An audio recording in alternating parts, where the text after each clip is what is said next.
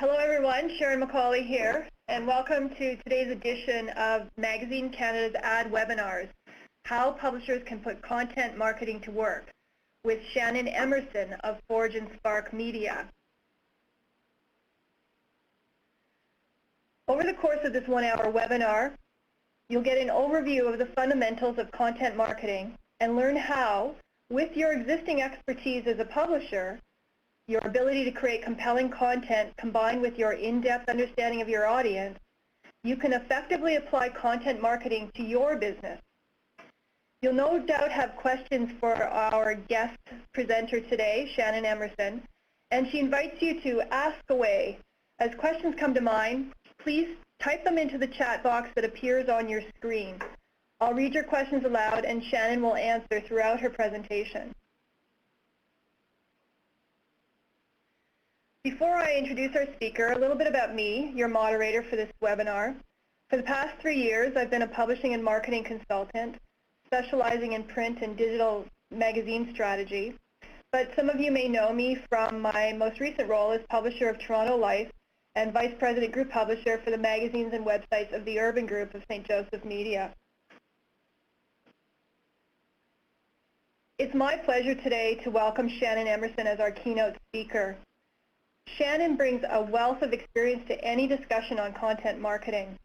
She's the founder and director of Forge and Spark Media, a content agency that helps companies create and share content that truly connects with their customers online. As manager of World Knowledge for Electronic Arts, she developed, launched, and managed a custom publishing platform for internal knowledge sharing. And at publisher Canada-wide Media, she led an award-winning digital media division. Continuing in her pattern of promoting knowledge sharing, Shannon is also a visiting professor in the Master Publishing Program at Simon Fraser University. And she's here to share her knowledge of content marketing today. Welcome, Shannon. Thank you so much, Sharon. And thank you to those of you out there who are attending today. I'm really excited to be here and share what I know. So what I'm hoping to do today in the webinar is basically to help you learn a little bit more about what content marketing is. I'll give you a few examples of brands that are doing it well, and ultimately, I guess what I hope to do is give you a framework for using content marketing to improve the way that you market your own or your advertisers' products and services. So basically what I'll do today is give you some descriptions of content marketing, offer a bit of a crash course in how it's evolved, using some examples of brands that really get it. We'll go over some of the fundamental strategies and techniques used in content marketing. And with all of this kind of under our belt, we can look together at how publishers can effectively apply content marketing to their own business. So basically, I come to content marketing, as Sharon was saying, from magazine publishing on the digital side of things. So I've seen what magazine publishers and editors are up against. Print revenues are going down for many, digital media is becoming more important than ever for readers and advertisers, and essentially display advertising is no longer cutting it for anyone. In addition to this, magazines are up against stiff competition in the marketplace for readers. They're competing against not only other readers and blogs, but also with brands who are becoming publishers and becoming good publishers. They're creating useful, valuable content for free that your readers are engaging with willingly and happily. The internet has virtually eliminated the cost of information, which makes the drive for subscriptions mighty tough, as most of you know. The good news is that content marketing works for a lot of people, especially online. And the great news, as Sharon was saying, is that you as publishers are content experts. You're better than anyone at producing and distributing amazing content. You've got the editorial talent, you've got the infrastructure. I think with a shift in thinking and process that you can start as early as today to use some of the techniques of content and online marketing to create bottom line results. Ask questions throughout. I will take little breaks to answer, and otherwise just kind of move ahead. So let's start looking at a definition of content marketing. So we've got Joe Polizzi here. He's the founder and head of the Content Marketing Institute and the author of a great book called Epic Content Marketing. So he defines content marketing in this way. He talks about the creation and distribution of valuable and compelling content. So there's a bunch of nuggets in this description. He talks about the need to acquire, attract, and engage. And he talks about the need for a clearly defined audience with which to target them. And the outcome here is critical, all with the objective of driving profitable customer action. And I'll be repeating to that little phrase throughout the presentation. Less formally, Polizzi observes that it's basically all about real estate. It's about owning media as opposed to renting it, which publishers, of course, know all about. According to this worldview, essentially, it's not about anybody's brand or anybody's product. It's not about the selly approach anymore. It's talking about creating information for your customers that they want and they need. So it's kind of a customer-centric view of the universe. Content marketing is essentially all about creating interesting content, information that your customers are passionate about, and that they so want and need and love that they opt in to pay attention to you, engage with you, and ultimately do business with you. The shift is pretty simple. It's about talking with people rather than talking at them. And the reason for this is mostly because they can talk back. So another way of seeing this, I think, is that traditional marketing sort of talks at people like display advertising, on TV, it's commercials. And the key thing to recognize here is that not only do people not really like that, most people used to get up and go to the bathroom during the ads. Today, they don't have to watch them or listen to them. They can block them out online or use their PVR. So content marketing recognizes that the way to get to consumers is through actually giving them valuable stuff that they want. They want to engage the target audience, usually to get people to like and trust a brand. So I think of it as the long game. Some people call it slow branding. I like that description. And I just came across a great article in Neiman Lab this morning by Jeff Israel, and he talked about content marketing as, and I think this is a great description, a chance to momentarily soak a current or future customer in whatever the company wants to define as its ideal, lifestyle, or core message. Basically, he says, smart brands know they'll lose your attention if they use their publishing power to simply push merchandise. So that's a key recognition, both in selling your magazine, selling subscriptions, but also in helping your advertisers connect with their target audience, which is what we will be talking about more today. So let's take a look at content marketing. Okay, so it's big. You can read the stats. You've probably heard or seen a lot of them already. The gist is this. Content marketing is working for a lot of B2B organizations in particular, although consumer organizations are using it too. If you're doing content marketing right online, most of your leads are going to be ready to buy by the time they get in touch with your sales team, or by the time they make it to your purchase page, because you've already given them the information they need. So it eliminates a lot of kind of the sales process.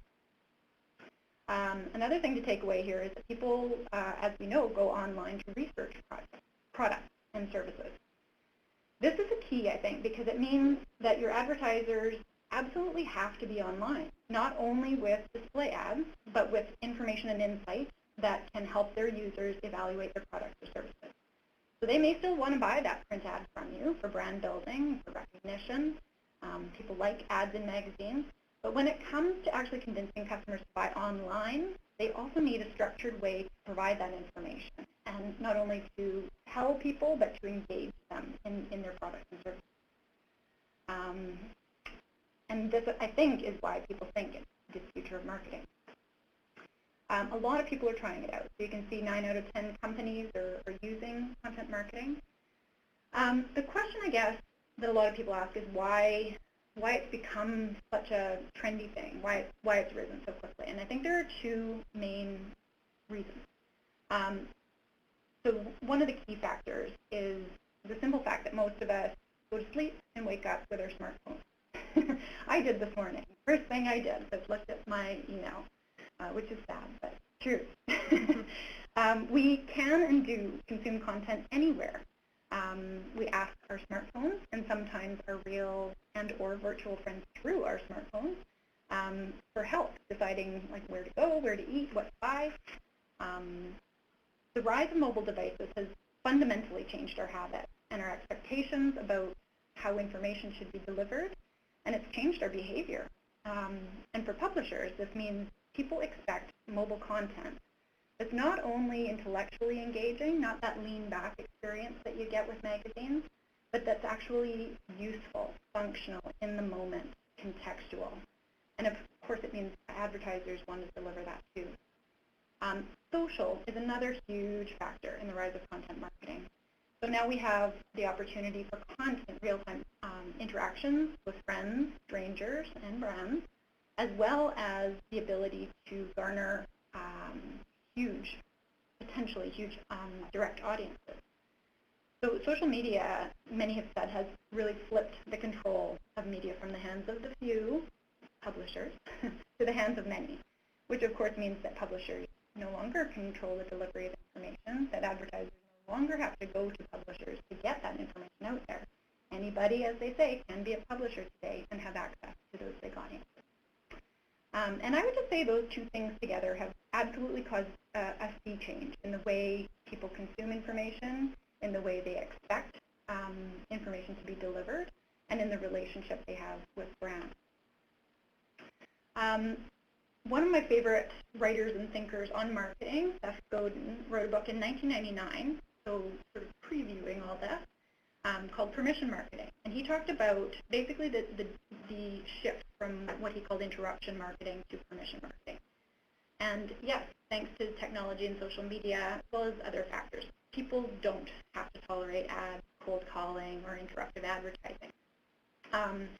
I saw Gary Vaynerchuk a while back at a conference ask the question to his audience, who gets annoyed by when they receive a phone call? And about 90% of the audience raised their hands, including myself, because, you know, and this is no surprise probably for people maybe under 40, but if you're over 40 like I am, and you used to sort of get out of the tub to get the phone, or you used to, like, you know, fiddle with your keys trying to get inside to get that phone call. It used to be something that you had to do because there was no other way to get the phone call.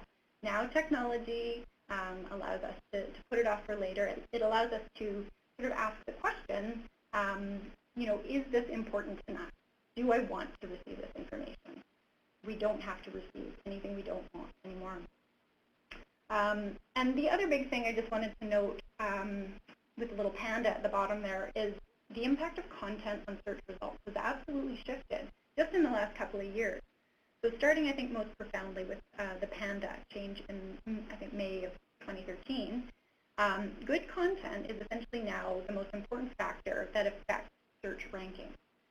So it matters. The good stuff that you put out there matters. Google looks for contextually appropriate content. It looks for relevance. It looks for people linking to your content, liking it. They'll reject it if it's duplicate, if it's stale, if it's loaded with sort of gamey keywords. You have to produce good content, and that's good for publishers because we already do. Brands are learning this too. So basically, all of this has set the stage for the rise of content marketing. Of course, it's not new. So back in 1895, John Deere and Company launched a different kind of magazine. So they were up against a number of catalogs, and rather than deciding to put out another catalog, they decided to create a magazine that offered information of value to the people who would buy their lawnmowers and products, rather than selling them their lawnmowers and products. So they aimed to educate farmers on new technology and farming practices. They were experimenting with the format, and it was working. Other companies like Michelin in 1900 experimented with the format as well, releasing the Michelin Guide, which helped drivers maintain their cars. Didn't sell them tires, but it gave content of value to people who might buy tires. so developing that brand affection. Jell-O did the same thing, and many brands after. So Jell-O released a book basically instructing people how to use that powdery substance, and they sold over $1 million in their product. So skipping way ahead to Red Bull. Red Bull today is, I think, has been called the leading content marketing company in the world. They're one of the biggest brand-based content producers in North America, and they create content and distribute it on a network of thousands of distributors around the world. Their key tactics are cross-platform publishing and driving slowly to sale. So they basically create content about content of interest for the people who buy their drinks, but rarely do they actually talk about their drinks. Instead, they produce video and film, not only on their website, but through partnerships with cable companies like Halogen. Their films, they have a full film production company. They make them available on iTunes for a fee of about $10 a download, usually recovering their costs. And they get that because they know their audiences so well. They do it through photography. Currently, they have 50,000 photos in their archives and growing, which they feature across their channels. They do it through blogs. And they're most known for doing it through events. Most notably, they, I think in 2012, they create and cover their own events, essentially, which often make the news. So the example in 2012 was the Red Bull Strata event, an enormous PR and marketing stunt, where a skydiver sponsored by Red Bull flew into the stratosphere over New Mexico and jumped, free falling and then parachuting to Earth. So he broke the sound barrier, a couple of world records, and they got huge PR coverage, huge news coverage around the world, as well as traffic to their social media channel, site, etc. And Shannon, sorry, could I ask a question about this in particular? So you referenced Jell-O, and they, way back in 1905, did something that essentially promoted the use of their product. So they were distinctly referring to the product. You talk about Red Bull, where they're creating content that satisfies the needs and the wants of the kind of customer who would drink Red Bull, but they're not referencing Red Bull. So I guess my question is this driving sales of Red Bull directly? Are they looking at it that way, or are they looking at this as essentially a branding exercise to create awareness of their brand? Both. Okay. So sales of Red Bull, since they set up their content marketing house, I think in 2007, have grown exponentially. So sales of actual Red Bull are going up. But what they say in their press is that they're creating a lifestyle. So they're creating a lifestyle that is associated with Red Bull. So it's high energy, high risk activities, sports, stunts like the stratosphere drop that people just intrinsically associate with Red Bull.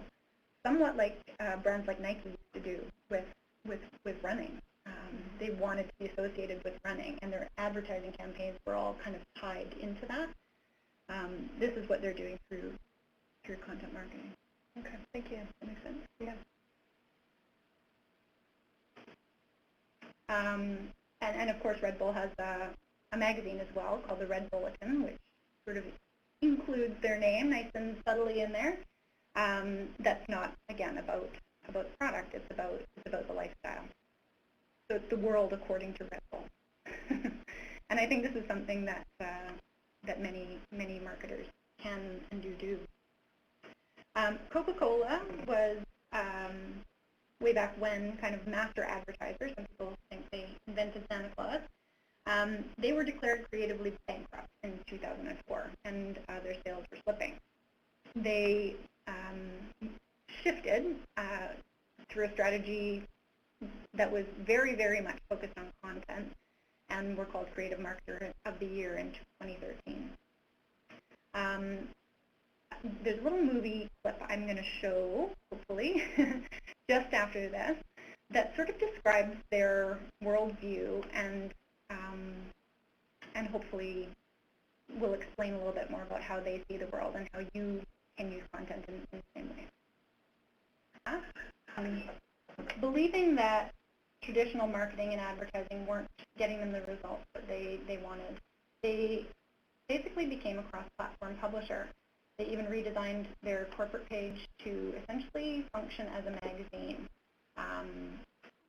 showcasing Coca-Cola's higher order brand value through lifestyle content like articles, recipes, behind-the-scenes photos showing what Coke does and how they do it.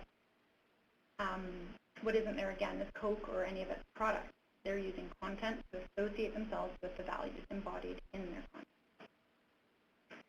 And another quick turnaround story that we're probably all familiar with, particularly if we have small children that like to play the Lego movie constantly. Lego was $1 billion in debt in 2004, and they were suffering basically a 40% decline in sales in a span of 2 years. Their strategy was to extend the brand, partially through licensing, partially through developing multimedia content, collaborating with other well-known brands like Star Wars and Cartoon Network, and etc. They created transmedia content, building on the brand's various storylines. And there's the key, is that every Lego toy series essentially has a fictional universe that's supported by all of these platforms, their microsites, their games, their serialized films. Lego toys are essentially sold through telling stories about them using a variety of content types and formats. And they're doing these things with their partnership, which is a key thing to remember for publishers who may not believe they have the production savvy or the resources to do things at that scale, is partnering with people who do know how to do that. Most critically, though, I think Lego understands their core audience, creative kids and their parents, and they're serving up content that they care about in ways that make the most impact and sense. So there's content marketing right there. So the fundamentals, let's take a look at what content marketing is, what it's good for. Ultimately, it's designed to be good for revenue, as Joe Polizzi told us a little earlier. And along the way, it also can generate a lot of awareness around brands and products. So if you've got keyword-rich content that's designed for a particular audience, it will be easier for them to find you when they're searching for solutions. That's what that one's all about. It helps generate leads for follow-up by sales and marketing teams. It influences purchases. Over time, free content can help induce a potential customer to make a purchase. It can help your sales team close sales more quickly.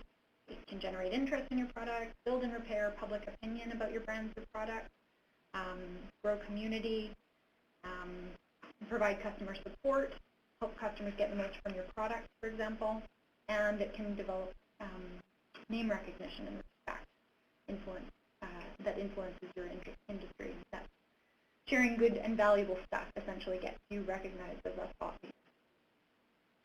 So what is it? Basically, the way I think about it is that it's consumable stuff with which to connect people. Hopefully it's informative, amusing, engaging, or in some way valuable to your target audience. And it can take various shapes, as I'm showing here. It can be a video, a blog post, a print magazine, a mobile app, a slideshow, a landing page, a how-to guide, infographic, a photograph, a podcast. Yeah. Ultimately, it's anything produced by any media that you put out there for your audience to consume and hopefully share. Generally, it excludes kind of corporate communications or sales material. How it's distributed is kind of one of its hallmarks. So in content marketing, we often refer to distribution with reference to a hub or a home base. We assume that there's some kind of a place, which I like to call the hub or the home base, at the center of your kind of marketing universe. And we're looking at primarily online marketing here. And your home base is a place that readers or visitors go to take action. So it's the place where usually purchase happens. All the rest of the little satellites on the outside are channels to help guide your reader or visitor to your home base so that a particular action, hopefully a purchase, will take place. It all goes back to that end goal, driving profitable customer action. And note too that the home base isn't always a website. It could be a microsite, maybe a landing page. It could be your store. It could be your magazine office. It's wherever you want to drive people. You use all the channels, the little circles on the outside, to sort of drive people back to that place. And basically, because content marketing is good for brands, I'm saying it's good for publishers. You have always been in the business of connecting brands with their customers. You just used to do it using static ads. But because of that sea change I talked about in terms of customer expectation, I think the ad game has changed fundamentally. It requires a different approach. So publishers are likely going to have to change with it if they want to continue earning ad dollars. So how does that happen? If you're not familiar with content marketing, I would suggest starting, and we'll cover this in a minute, with using content marketing techniques to sell the products that you have. Sell your magazines. Use content to drive people to those subscriptions. And I'll kind of show you how as we go through that. Get really good at it. Basically, your advertisers are going to notice, and they're going to wonder how you do it. And then you can either teach them how to do it, or you can do it for them, agency style. Either way, it's a revenue stream that's additional to display ads. So these are the techniques that I can see publishers most easily sort of getting their minds around and applying to their own business. So the first thing, think end game idea, is focusing on clear and specific goals, being mindful of the end result you're looking for, either as a service provider or as a product salesperson. The next part is deeply knowing your audience. So that, for publishers, should include advertisers as audience members as well as magazine readers. I think it's focusing on creating and sharing content with value to that particular audience. It's delivering content to that targeted customer from the time they meet you, the day they shake your hand to seal a deal, from end to end. You've got to ensure that you've got content in places where your customers will find it. That's delivering across platforms. And you always have to be mindful of not only measuring your progress and being willing to adapt your strategies, but to fundamentally throw out things that aren't working. So you're measuring to see if you're getting there. Don't be afraid to adjust. So yeah, I'll come back to this in a minute. An example of this simply is thinking of what you want as a publishing business. So say you want to earn an extra $100K a year in ad revenue, or maybe to sell 1,000 more subs a year, whatever it is. Once you know what your goal is as a publisher, you can identify the action that you want your audience to take in your online space that's going to lead to that goal. So it's essential to identify your ideal customer, to get to know them intimately, their wants and their needs. What you do with that is create amazing content that makes them feel like you're the only one that really understands them. And you do that from the time you meet until the time they're telling their friends about what a great purchase they made from you. Do it on a bunch of channels, and you measure it. Make sure you're moving towards your end game. Simple, right? Okay, so let's start looking at the end game. The first question in content marketing is always about what you want to accomplish. So you start by asking what the product or service is that you want to promote through your online marketing. What's the actual action you want your ideal reader or target audience to undertake? Think about this on a point-by-point basis. Name your first priority. And the key thing to remember again here is that brands aren't selling content. They use content to provide value, to engender trust, to entertain, and ultimately to connect and in order to sell products. Okay, so if your end game as a publisher is to find new online sources of revenue for one of your magazine brands, just as an example, let's take a look at some example products that are working for publishers. So, of course, there's the print product, a paid subscription for most magazines.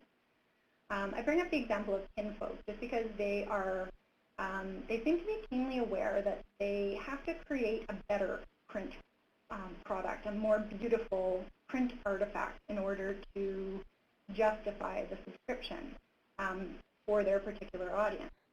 So they want to create lasting value for their readers to justify the cost, and basically in order to compete with all the free content out there. Another product that's really working for a lot of publishers, of course, is events. I think Fanzine is a great example, launched by Broken Pencil.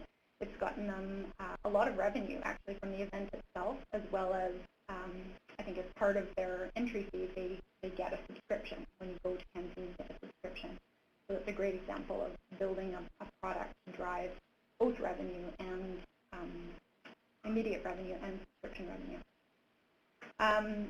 Some magazines are finding bottom line success with things like bookazines and special issues that are designed to deliver kind of specific how-to information or informative content. And in brand content marketing, ebooks are similar to this. They're one of the most successful ways to generate leads. So I think they're similar to these. Basically, the idea in content marketing and behind bookazines like this is to generate, basically create a big piece of content that you can use to deliver value and hopefully get revenue in return. The alternative is if you're not receiving revenue directly, if you're not selling these products, you use it to get an email address or a phone number. So you're using it to get a lead. Don't forget that you can use this kind of big content to drive action. You just have to promote it, preferably cross-channel. And typically in content marketing, I'll talk about this in a little bit, you'd also use these products to create other products with which to drive purchase. So with ebooks, for example, content marketers typically create an ebook and create multiple blog posts, multiple landing pages, social media posts, maybe use pay-per-click marketing or advertising, all driving to that ebook. So it's the start, it's the product with which you use content to promote. Use content to promote, or PPC advertising.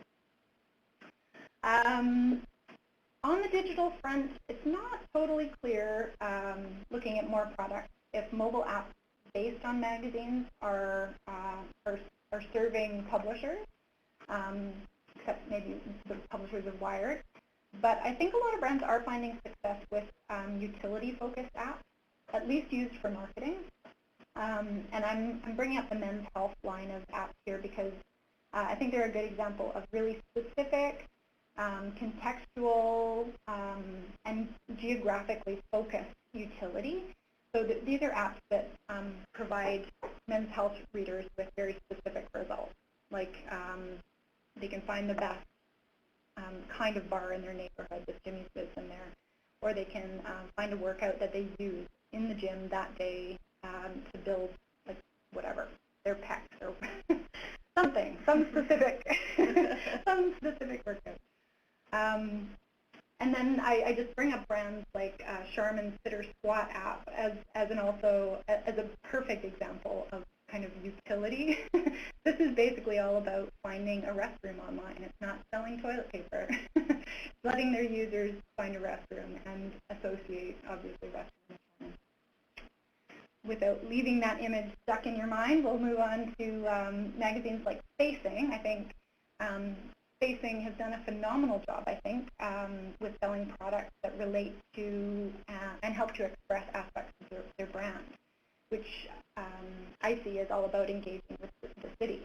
So they've opened a store recently, I think featuring locally designed goods as well as their products. And their products include their very well-known button series now, as well as Toronto-themed products of all kinds. I bring all these up because essentially, I'll go back to this one. You're up against a ton of great free content that's designed to sell other things, right? So if your subscriptions aren't paying the bills, you're not alone. I think it's harder to get people to pay for content again. So my point here essentially is use a content marketing mindset. Consider who your readers are and what products or services they want and need most. It may not be your magazine. It may be another product related to your magazine. like these events, seminars, online training courses, paid membership sites, products of all kinds. All great potential sources of revenue that could align very well with your magazine brand, and you could use your magazine channel to push that revenue. Oops. Next one. For many publishers, though, the real end game is advertising, or more accurately, it's trying to find an online replacement for ad revenue, since audiences have largely turned away from traditional advertising. Content marketing is working, conversely, and it's all about knowing your audience.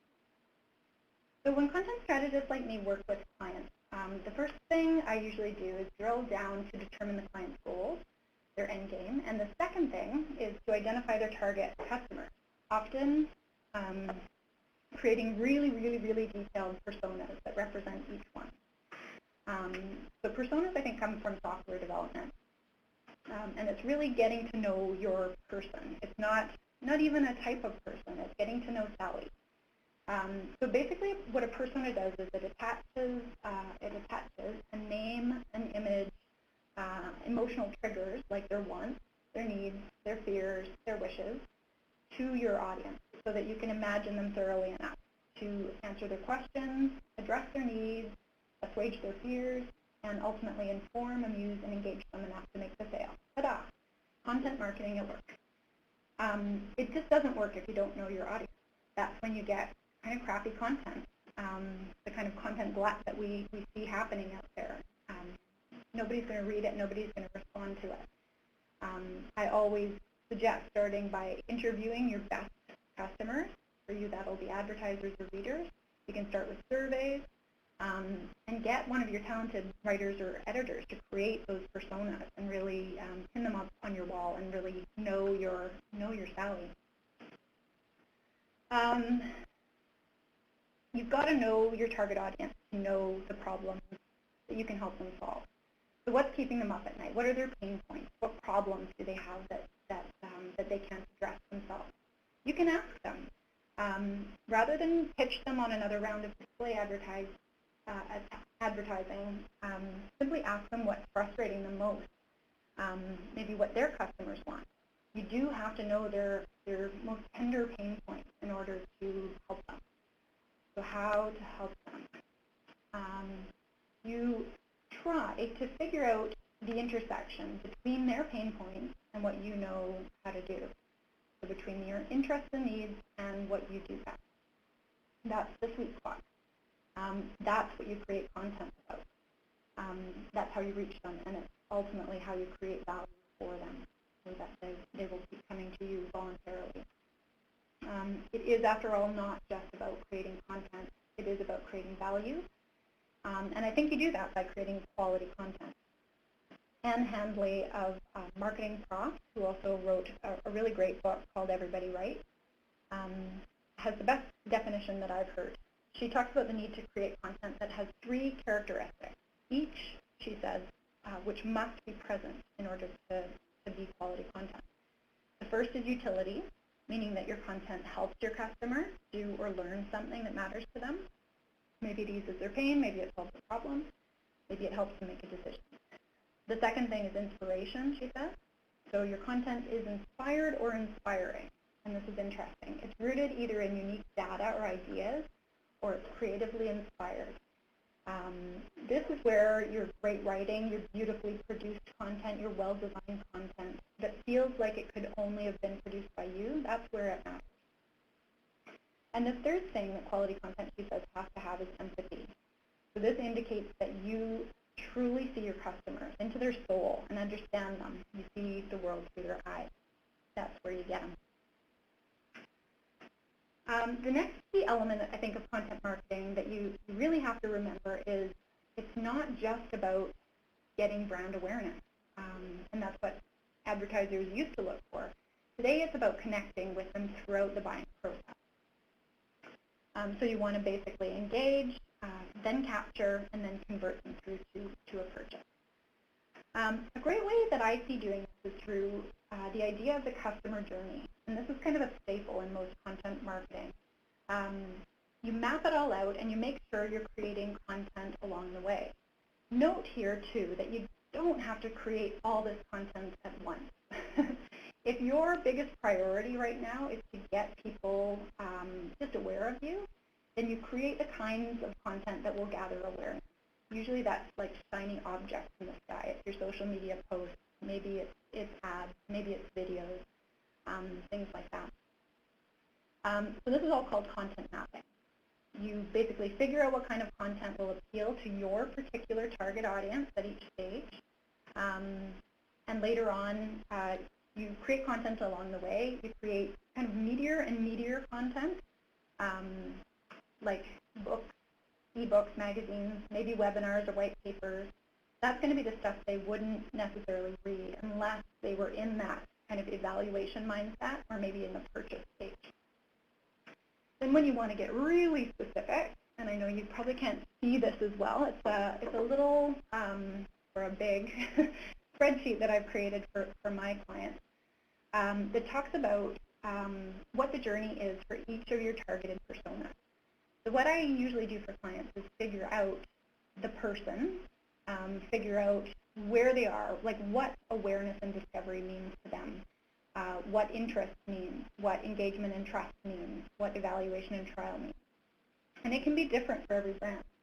And then basically overlay that with what Sally is doing, what Jim is doing, what they need, what their behavior is in order to go from awareness to through to purchase, but also through to reviewing and referring.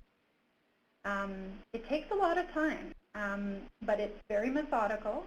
You can approach it step by step, and you can measure it along the way. And I think most importantly, it works. Shannon, I think this is really an excellent resource for anyone who's looking at getting into content marketing and really thinking through the process. There is a question that's come in. Will this be available for download? Yes. The entire session, audio plus the actual presentation will be available for download after the conclusion of the webinar. And you can go to the Magazines Canada website under the advertising section, add webinar, but I will give you the direct URL after the session's closing up. Okay, thanks. Yes, and please ask questions if you've got them along the way. I'll make time afterwards too. I'm just kind of motoring ahead, but so that is essentially kind of the buying journey.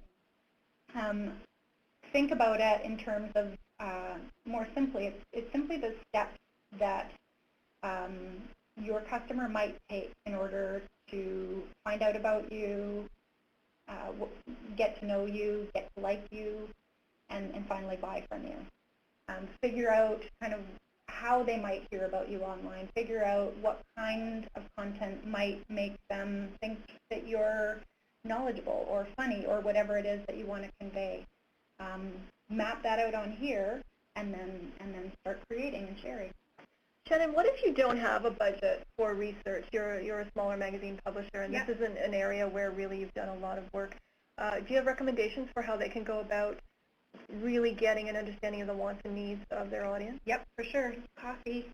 Coffee. Yeah, I mean, for efficiency purposes, I've been working with a couple of magazine clients, and we've actually done phone surveys, like having volunteers from the magazine actually get on the phone and ask a series of 10 questions.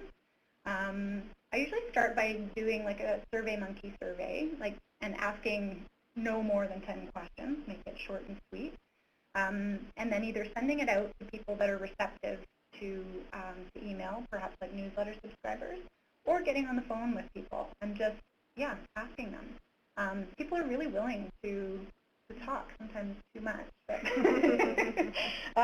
they're really willing to share like what they're afraid of and what they want. It's surprising. So that is the easiest and most affordable way to go about it. SurveyMonkey is free. Great. To a point. The other absolute key thing to remember about content marketing that really distinguishes it from custom publishing or other types of marketing is this delivery across platforms. And I found this little image a little while ago, and I find it really useful. So I know it's not easy to do the cross-platform thing. But I think what you can do is just do an audit of your platform and content to see what you've got. I've done this with several clients, brands, and magazines, and you just start looking at what you've got that fits in here. Map it onto a chart like this to ensure basically that you're not just broadcasting. You've got to also be listening. You've got to also belong to the communities that you're trying to serve. You have to be there in person or online, groups, community or forums, all that kind of stuff. And as well, you have to be interacting. That's the socializing and networking. And you have to be measuring what you're trying to do. It's no longer enough to simply transmit messages. So you can kind of look at your channels, and your channels here might include your website. In fact, it should include a website. They might include your social channels. They might include any speaking, training, courses and events that you do. You might map them differently in terms of maybe it goes in the belonging category or maybe the socializing category. See what you've got, and if there are any major gaps, I would say have a minute to think about how you can do a better job. And there's lots of information out there about which channels are best, say, for listening to your customers and things like that. When you're considering your customer journey, and this applies to sort of cross-platform development, you have to apply your content to different media for different purposes. This was an image that I stole from Makota, and they have sort of an interesting way of looking at multi-platform strategy. So what they're looking at here is kind of the idea of what each platform offers. So what your website offers, what your email offers, who the person that might be interacting with that channel might be, whether it's a visitor, a subscriber, a buyer, or an attendee. They sort of give you an idea of how long they're going to interact in the minutes there, and they give you an idea of kind of the value in that fidelity, convenience, ownership thing. So looking at things like this just make you sort of think, do we really need a video channel? Well, maybe actually if you want to sell something, like if that really is the thing in your organization that makes people buy, then maybe you do. So it's a different way of looking at it. And for maximum efficiency too, I know this is a little bit small here, creating content pillars is a really interesting idea in content marketing, I think, which I think most publishers are already doing through creating magazines themselves. I found this little chart in, I think, in February's issue of Chief Content Officer magazine, which is free, available online through the Content Marketing Institute site. The idea behind this basically is to create a piece of content of great value, like a webinar, ebook, magazine, bookazine, targeted at your ideal customer, and then using your many channels to promote that. So this metaphor is kind of a planetary metaphor. So it's looking at your big idea or content pillar as the sun, and at other content elements as kind of the planets, moons, and satellites working around it. And it's got a really nice little checklist there. And just you want to create your own universe? What's your sun? So that's sort of what your company's known for, your main areas of expertise. Your planets are looking at sort of conversations, really, how to expand on your idea to facilitate engagement and conversation. Your moons are the deeper conversational topics, how you can break them down further. And then the satellites are kind of the shiny, pretty things, the glimmers of light that you want to throw out there to get the attention. So very loosely, that sort of translates, starting at satellites with the awareness stage. The moons is kind of the engagement, the trust, the like stage, and the planets of the sun are leading to sales. And the one last thing I want to sort of talk about today is measuring and adjusting. I always advise anyone to start small. This is a lot, especially for small publishers to kind of absorb. But I worked in software development for a little while, and I learned about the agile approach to software development. And that, in a nutshell, is just basically trying one thing to see if it works, fixing it if it doesn't, and moving on from there as you grow. Basically, it's taking a big idea and doing it in small steps. Something's not working, you throw it out, and you start that thing over again, and you build incrementally. It applies to measurement, too. You don't have to have a super sophisticated analytics setup. What I usually recommend is starting again with the end game, figuring out exactly what you're trying to achieve. Do you, for example, care about your overall traffic? Does that matter to you? Or are you trying to generate 200 new leads? Start by identifying a couple of things to measure. And then you can set up your measurement tools and figure out how often you're going to report before you begin. Just do things as well as your resources and abilities permit, and see how it happens, and then you can grow.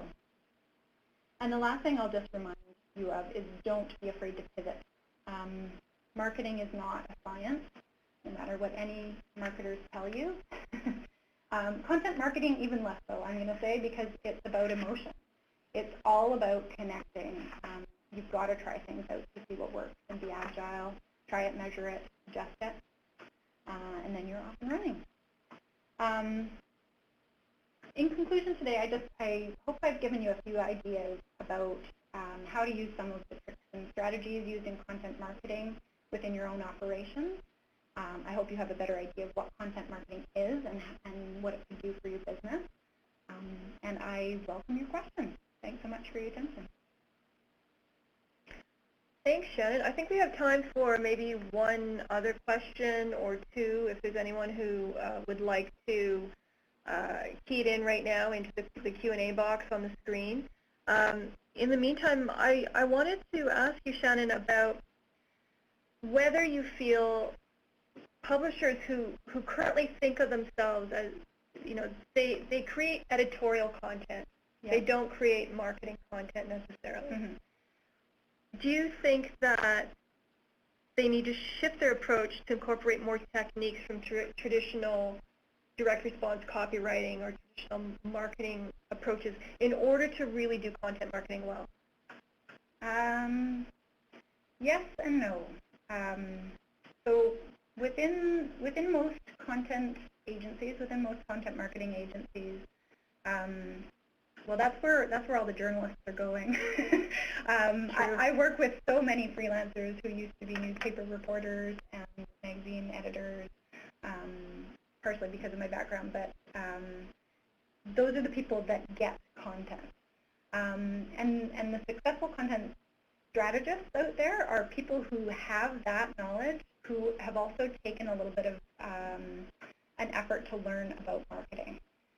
And I think most magazine editors are marketers too these days. They are like elbows deep in the Google Analytics, and they know about the power of the newsletter. It's those two skill sets that are married together that make good content marketing. Copywriting certainly helps. In content marketing, the headline really matters, just as in editorial. But I don't think it's a fundamentally different skill set. I think, and it doesn't have to be icky. That's the thing I like about content marketing is you're actually creating quality stuff, and you're doing it without actually selling it. You're doing it to meet a particular need or desire. It's so similar to actually putting out a magazine that it's sometimes scary. For example, if you're writing or editing a lifestyle magazine and talking about, you're making different choices about the kinds of content that you're going to write about. In this situation, it's almost like you've been assigned to write a story about eggplants or whatever it is, and you're writing the story in the same way as you would as a magazine editor. You just don't get to choose what you're writing about. That's really helpful. I think you've just done an incredible job today in really underlining what the fundamentals are of content marketing. It's a buzz term. Many of us have heard it, but maybe have not understood the implications of it. And to see that we are, as publishers, very well positioned to move into that area, I think there's nothing that should be holding us back. So thank you for that. As I mentioned earlier, today's webinar, both the audio and the presentation, will be available for download. And you can capture this invaluable information for reference or to share with your colleagues by going to this URL. It's magazinescanada.ca/advertising/webinar series. And I also should give a quick plug to the FIP Congress, which is coming to Toronto in 2015. This is the biggest event in magazine publishing. It's when the global industry comes here, and don't miss this opportunity to meet and mingle with your global colleagues. So you can go to the Magazines Canada site. They're offering special rates for members. Get more information and register through this URL. Finally, a big thank you. Whoops, wrong direction. Sorry. A big thank you to Ontario Media Development Corporation. They have been sponsoring these webinars and making this kind of professional development session possible. And Shannon, thanks again. Fabulous information, and I'm going to get to work right away on doing my big persona grid and my content map. So, good to hear. Yes. All right, thank you very much.